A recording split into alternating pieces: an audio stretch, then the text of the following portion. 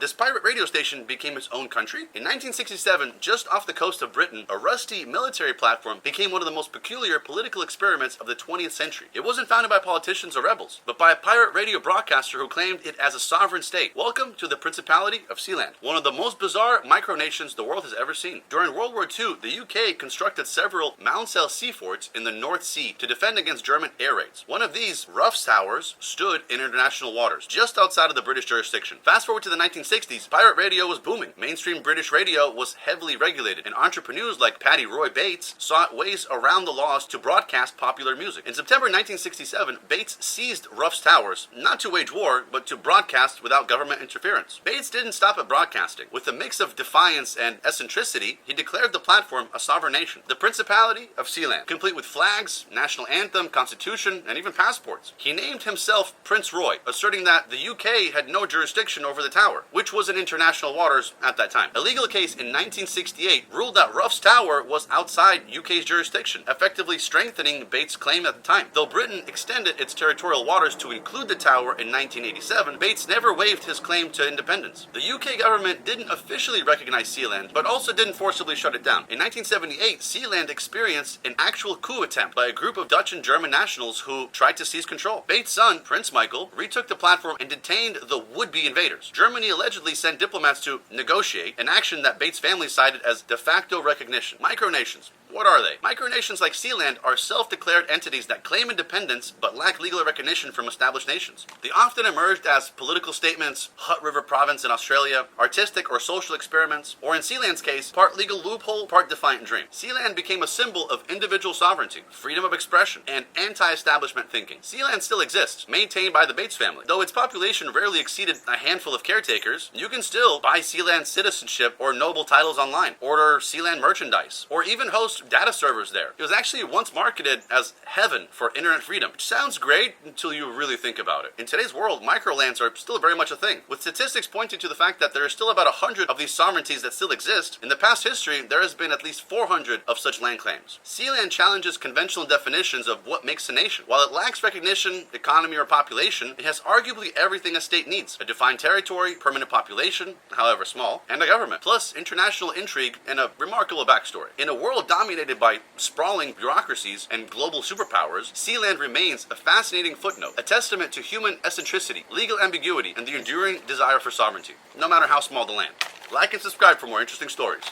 Yep, the keyboard you're using right now is literally designed to make you type slower. Have you ever wondered why the keyboard itself is organized the way that it is? It all goes back to the original, aka the typewriter. Before this amazing invention, writing was basically a workout. Your wrist cramped, your ink smudged, and if your handwriting was bad, forget it. No one could read a word. But then came the typewriter, the 1800s version of a laptop. And believe it or not, this game-changing invention wasn't dreamed up by some tech startup. Nope, it came from a company that made guns. Remington, the firearm manufacturer, decided, hey, what if instead of bullets, we fired letters into paper? Enter Christopher Latham Scholes. A newspaper editor was so tired of hand copying documents, he decided to invent a machine to do it for him. His first prototype was, let's say, a hot mess. It typed letters in a circle, which, as you can imagine, is not super useful unless you're writing a ransom note to a medieval wizard. But by 1873, Remington took Scholes' idea, perfected it, slapped a logo on it, and started mass-producing the first successful typewriter. It wasn't a single person within Remington who took Scholes' idea, but rather the company, E. Remington and Sons, purchased the patent rights to Christopher Scholes' typewriter invention. Fun fact, the first version only typed in all caps. So basically, the first typewriter was like that one friend who texts you everything in shouting mode. And why do we have the weird QWERTY keyboard? Because the early machine jammed if you typed too fast. So Scholes rearranged the keys to slow people down. Yep, the keyboard you're using right now is literally designed to make you type slower. Efficiency? Nah, this is the 1800s, baby. The typewriter didn't just revolutionize communication, it also created one of the first big office jobs for women. Despite how that may sound now, in that era, jobs for women were scarce and options were very limited. By the early 1900s, typing pools were everywhere, and suddenly, the sound of clicking keys became the soundtrack of modern life. So next time your laptop freezes, just remember, you could be sitting there inking letters into a parchment, or worse, typing in a circle. Like and subscribe for more stories.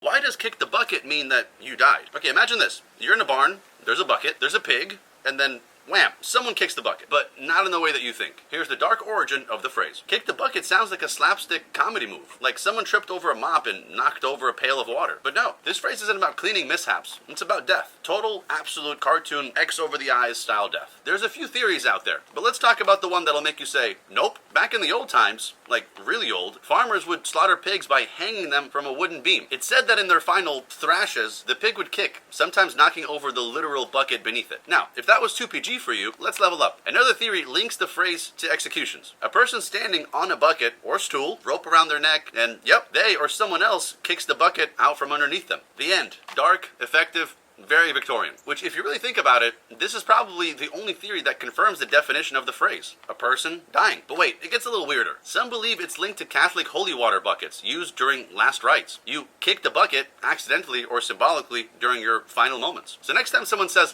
that old TV finally kicked the bucket, just know it has way more pig blood and medieval gallows behind it than you ever thought. Weird, grim, American English at its finest. Don't forget to like, sub, and share if you want more phrases that sound fun but are secretly horrifying. Here's the wild truth. The very first air conditioner was made to preserve paper. Ah, the air conditioner. Humanity's greatest gift to itself after pizza and wireless headphones. But believe it or not, the very thing that keeps your house cool didn't start as a comfort device at all. It was built to protect paper. Buckle up, we're about to chill out with the weird history of AC. The humid office nightmare. Back in 1902, a guy named Willis Carrier, yes, Carrier, like the brand of your grandmother's AC unit, worked at a printing company in Brooklyn, where summer humidity was turning paper into wavy lasagna sheets and ink melted into soup. He's like, you know what, forget the human comfort, I just want the paper to stop crying. So he invents a machine that cools the air and removes moisture, saving the printing business, and accidentally inventing the air conditioner. And when rich people overheard of this, they said, wait a second, this paper-saving machine feels amazing. Suddenly, theaters and department stores started installing AC. Going to the movies became a way to escape the heat. By the 1950s, AC was a staple in every office building, because it turns out employees don't rage quit as fast when they're not sweating through their suits. Can you imagine working in the 1950s with no air conditioning in an office? Productivity went up, morale improved, and coffee no longer evaporated mid-pour. In the 1970s, AC made its way into people's homes. Folks used to sit on their porches with fans and lemonade. Now, they sealed their homes up like Tupperware containers, which really speaks to the change in society even more. Just think about it. With how closed off people have become, it makes sense that with inventions like this, a more closed off society developed. If we at one point kept our doors open and hung out on our porch just to cool off, that's vastly different from locking up inside and cooling off all on your own. Over time, we may have overdone it. Today, AC is in cars, malls, planes, and even igloos. But there is a downside. Over 10% of the global electricity is used just to keep us cool. We've basically reverse engineered summer, and it's not exactly great for the environment. So now, next time you're chilling under your air vent, thank a sweaty printing press from 1902 and a man who just wanted his ink to stay put. Like and subscribe for more cool stories. Before Nintendo, before Atari, before the idea of a gamer even existed, there was a man who invented a machine that let you play games on your TV at home. It was called Magnavox Odyssey. It was the start of everything for gaming. The man who started it all in 1966, Ralph Baer, an engineer at Sanders Associates, a military electronics company. He had a crazy idea. What if people could play games on their television? At the time, this was insane. TVs were passive machines. You watched Bonanza, but you didn't interact with the screen. But Baer built a prototype called the Brown Box in 1968. It could do something no other machine had ever done before. Display dots on a TV screen that players could control. This was the first version of the home video game console. From prototype to product, Magnavox licensed Baer's invention, and in 1972, they released the Magnavox Odyssey, the first commercially sold gaming system. But here's where it gets weird. The Odyssey had no microprocessor. It was all on analog circuits, more like a TV accessory than a computer. There was no sound, there was no color, it didn't even keep score. You had to do that on the side with a pencil and paper. The graphics? 2 white rectangles and a dot. To make it more realistic, Magnavox included plastic overlays you stuck onto your TV screen with static link. Want to play tennis? Use the green court overlay. Want to play a haunted mansion game? Swap in the spooky overlay. It was half board game, half digital experiment. The industry is born, and the lawsuits began. In late 1972, Atari released Pong, which was essentially a better version of the Odyssey's tennis game. Magnavox said, hey, we invented that first. So they sued Atari, and won. Atari had to settle, and for decades, Magnavox collected royalties from gaming companies using basic video games mechanics. That was the first gaming lawsuit in history. It set legal precedent that shaped the gaming industry forever. Why the Odyssey mattered, even though the Odyssey wasn't a huge success. Selling around 350,000 units, it did something far more important than just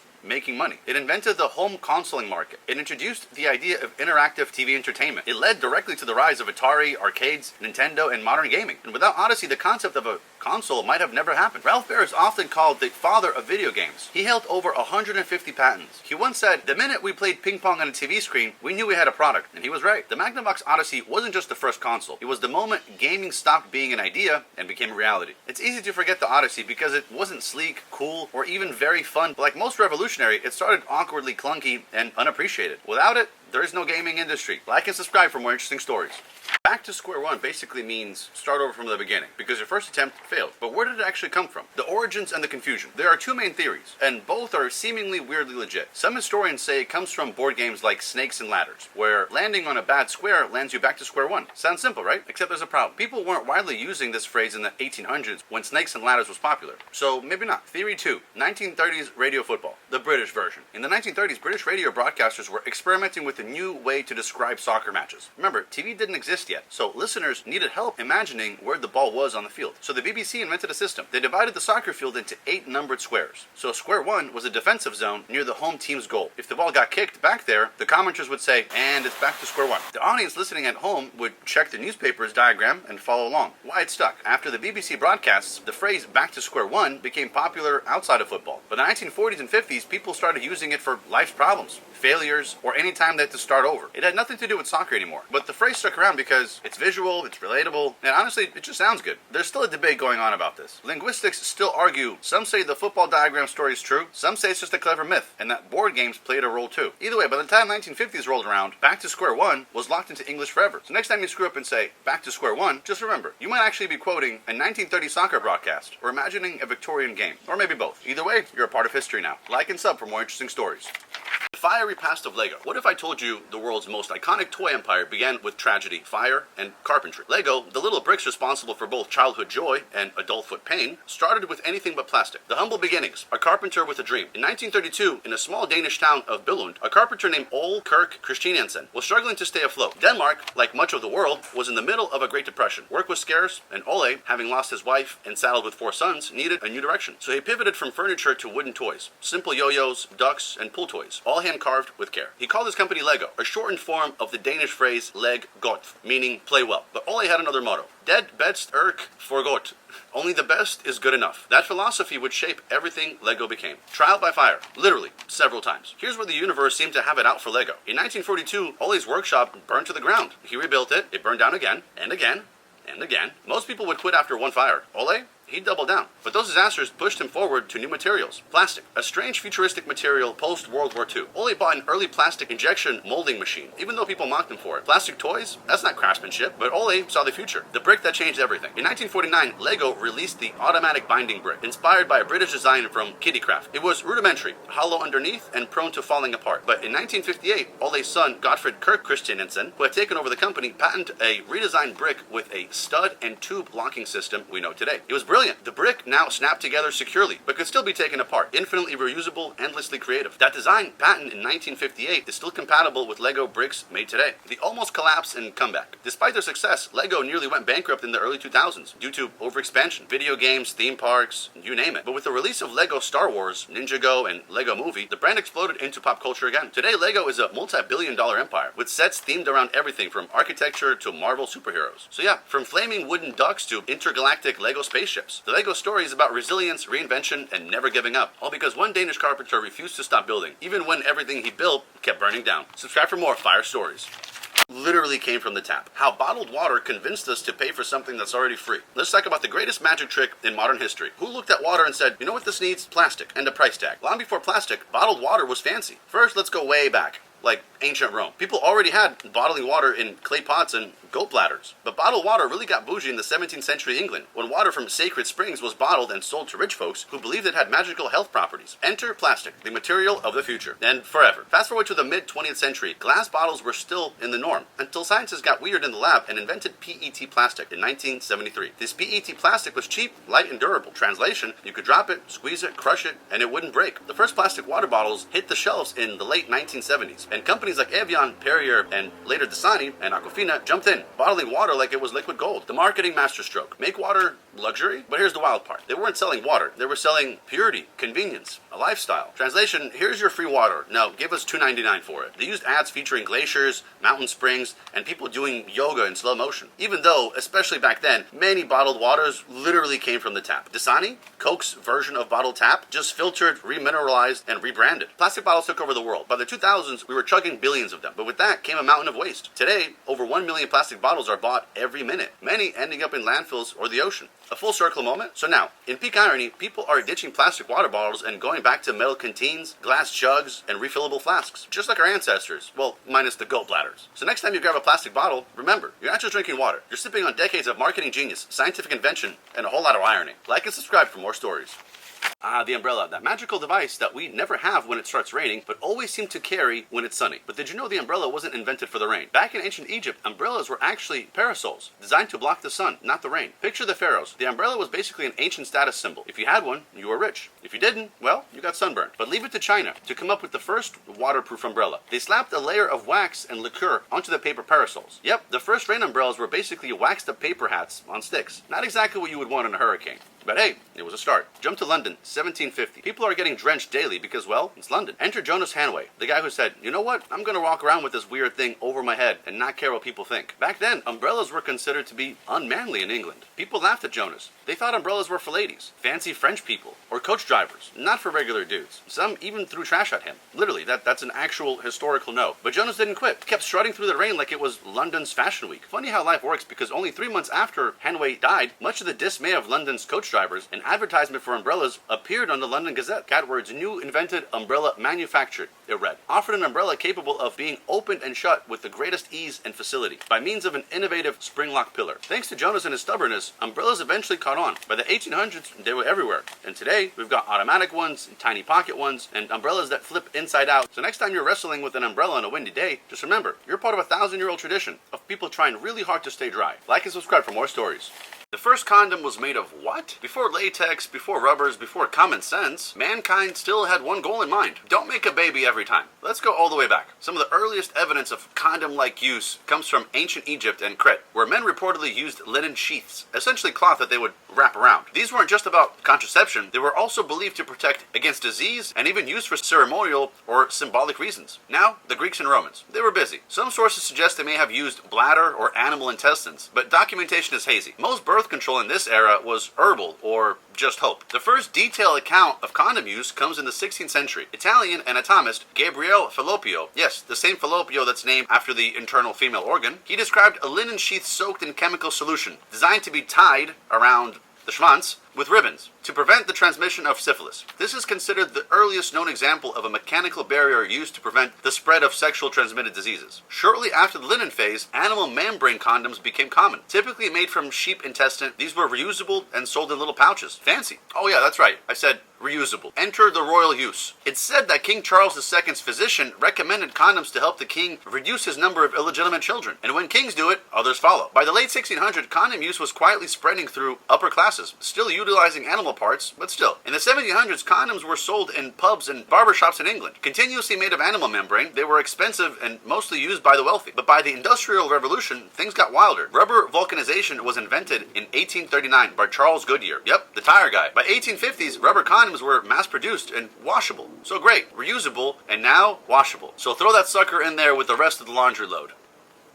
In 1920s, latex arrived. Thinner, cheaper, disposable, condom use exploded. During World War II, governments actively promoted them to protect soldiers from STDs. A total 180 from the moral backlash of earlier eras. Today, condoms are a $9 billion industry. They've gone from linen and intestines to ultra-thin tech, but their purpose, still the same. A little protection and a little peace of mind. Like and subscribe for more life-saving stories.